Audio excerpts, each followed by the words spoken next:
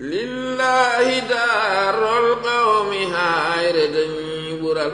ركد عارف زين دين محمد دكاد توفيق الإله نسمنا فوشي دني بسنة زين محمد كو قبلة للسالكين وحضرة وهين روحو جرتا وهين بغندتا فالسباب أبنغودي أدنى حالا مكو فرمت إن حالا الله سبحانه وتعالى لونو نتو على كتغيرا ووانا سبو دين الإسلام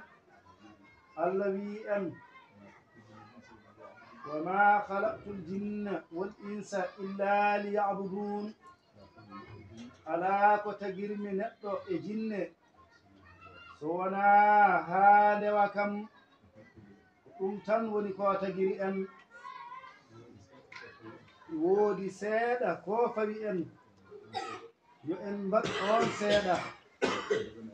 o jaɓana en wonde en mbaɗi fofof sa ƴeewi julde nde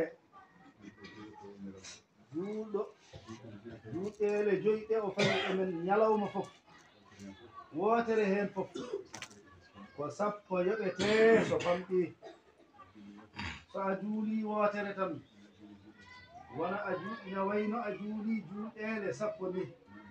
noon ko yamira ko fof gootel heen fof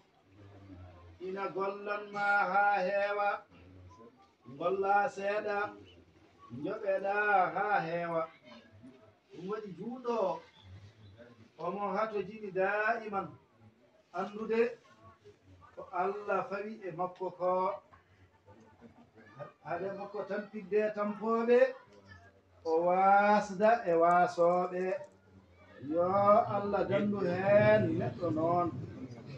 nelaɗo sallallahu alayhi wa sallam o laabtini ɗum ha laaɓi o tongi ɗum ha weeɓi hay so neɗɗo janngani so nanimo tan andat diine o kisa o faama diine o no moƴƴi sayyidina Umar radiyallahu ta'ala anhu